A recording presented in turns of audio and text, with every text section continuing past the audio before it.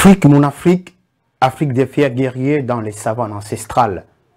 Afrique que chantent les grammaires au bord du fleuve lointain. Tes enfants ne t'ont point connu, mais leur regard est plein de ton sang, se bossant à travers les chants répandus de David Diop, chants dans lesquels ils sont venus chercher Douala Mangabel quand il a dénoncé le tréteau de dupe Germano Douala, qui est toujours d'actualité sous d'autres formes. On n'avait rien dit. Quand ils sont venus chercher Oumniové, Lumpodol et les siens dans la forêt sacrée de Boumiébel au Cameroun, brandissant sa tête en guise de trophée pour s'aimer la terreur auprès de ses partisans et compagnons de lutte, on n'avait rien dit. Sans cesse, ils sont venus mano militaire et prendre Lumumba sous leurs yeux avec quelques soutiens de l'intérieur, on n'avait rien dit. Et après s'être suffisamment servi avec délectation du roi Mobutu, au point où il n'en restait plus rien, ils ont donné sa carcasse aux porcs et aux chiens. Pas même une sépulture digne de son rang, on n'a toujours pas levé le moindre petit doigt. Avant, ils ont pris Sankara, le capitaine du pays des hommes inter, criblé de balles, comme un vulgaire scélérat. Malheureusement ou heureusement, l'homme par qui tout est parti a été à son tour chassé après que ses amis lui aient tourné le dos. On n'avait jusque-là ni rien vu ni rien dit. Le silence est avéré encore plus accru lorsqu'ils sont venus chercher Gbagbo comme mécréant avec l'onction de la communauté internationale sous l'égide des casques bleus et de leurs frères de la CEDEAO. Qu'a-t-on dit? Rien du tout. Il est lâche pour le coup de grâce de cette mission classée top secret. Ont sauvagement assassiné le guide Mohamed Kadhafi, mettant en déroute tout le rêve africain. Comme à Boumiébel, ils sont entrés torse bombé à Tripoli à Mètre, question de marquer leur nouvelle conquête. On l'a eu tout comme, car les actes en disent parfois long que les mots ne peuvent que se réduire au silence. Mais là, l'Afrique a fait semblant de ne pas voir, on saura le pourquoi plus tard. En stratège, après le printemps dit arabe, qui s'est soldé à leur avantage, en sémant le chaos, ils ont mis leurs alliés à la tête de ces États pour assurer leurs intérêts au nom de la démocratie. Ironie du sort, le peuple ne veut plus de dirigeants porteurs d'eau de l'étranger. Le peuple ne veut plus des dirigeants pleurnichards à Washington ou à Bruxelles. Avec le Niger, le Burkina Faso, la Guinée et le Mali, on peut dire que le vent de l'Ouest s'annonce. L'espoir renaît donc auprès de ces peuples qui réclament désormais leur souveraineté et un traitement d'égal à égal, voire de partenariat qui se respecte et non un rapport d'état vassaux. C'est donc un peuple qui désormais ne veut plus le stigmate de damner, de maudire ou bien de mal parti. Les signaux sont peut-être assez instables, mais l'on dirait que le système solaire subirait des mutations en ce sens que le soleil se lèverait désormais à l'ouest. Les gorges se dénouent. Les masques tombent enfin au crépuscule. Le diktat de l'Occident est mis à nu par le biais de son bras séculier, la CEDEAO. Ses multiples sanctions à l'encontre des États frères dits non démocratiques et anticonstitutionnels sont irréfutables, alors qu'en Afrique, l'homme prône le dialogue et la paix entre les frères. Quand le Nigeria supprime sa fourniture d'énergie électrique au Niger, qui dépend de lui à plus de 75%, c'est une manière forte de pousser le peuple nigérien à un soulèvement. Tout pour sauver la face d'un individu, le président Mohamed Bazoum, déchu.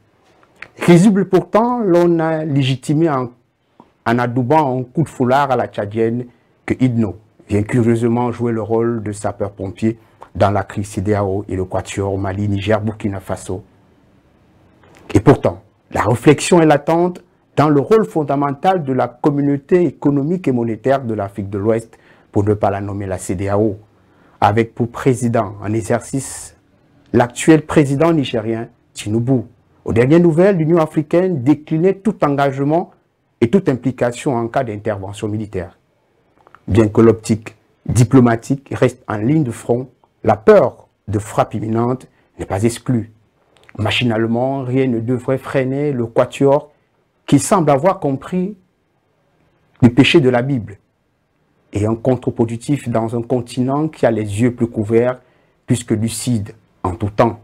Comment comprendre la présence des plus grandes armées du monde à coups de milliers de soldats supracommando et que l'insécurité et l'instabilité au Sahel est accrue par les djihadistes, alors qu'il suffit d'un clap avec toute la logistique dont ils disposent d'éradiquer toute menace.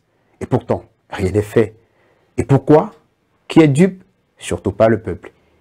Il sait que cette communauté internationale défenseur des droits des minorités n'est autre qu'un truand au sourire angélique qui exploite avec entrain, assiduité, l'or, le cobalt, le pétrole, l'uranium et bien d'autres, faisant fi des gisements pendant que la guerre prospère. Sinon, comment peut-on comprendre que le pays de Molière puisse alimenter ses 52 centrales nucléaires avec l'uranium du Niger? Pourtant, ce pays, dit l'un des plus pauvres du monde, dépend de son voisin le Nigeria qui se paye sa tête. Paradoxe, aucune pseudo-centrale nucléaire à Niamey. On comprendrait même, étant myope ou sourd, qu'une entité extérieure tirerait les ficelles dans le fond. À chacun de lire entre les lignes, tout se tient car tout est fait à dessein. En fine, on s'interroge aussi sur comment ou de pourquoi l'armée régulière du Mali fut interdite d'accès à Kidal par l'armée française alors qu'elle poursuivait les djihadistes sur son sol. Trivialement, comment comprendre qu'un chef de famille soit interdit d'accès dans sa propre maison? Incroyable et pourtant vrai. L'exercice est assez difficile pour les méninges, à l'intérêt soudain de la CEDEAO, voire de l'Occident à l'endroit de Mohamed Bazoum, qui avait déclaré que son armée n'était pas prête à faire face au terrorisme, car ne disposant ni de moyens logistiques, humains, matériels, encore moins de stratégie militaire. Encore incroyable, il faut lire entre les lignes. Si l'Afrique d'ici et d'ailleurs s'interroge encore sur le cours de l'histoire qu'il va écrire lorsque tout sera éteint autour de lui, puisqu'en face l'idéologie est agissante pour le contrepoids de la lutte pour l'autonomie totale. D'autant plus que l'on veut tuer pour une seconde fois, voire une énième fois, les héros du continent comme le furent leurs aïeux. Et si l'on considère en crucifiant au pilori les actions du capitaine Ibrahim Traoré du Burkina Faso, du colonel Mamadou Doumbaya de Guinée, du capitaine Assimi Goïta du Mali, ou encore du général Tiani du Niger, d'anticonstitutionnels, de putschistes, de juntes, c'est une insulte au peuple d'Afrique et aux pères fondateurs qui sont morts pour rien. Loin de soutenir mordicus la prise de pouvoir par les armes, les jeunes militaires africains ont compris que leur liberté passe d'abord par un refus assumé de se plier aux exigences humaines. United Africa.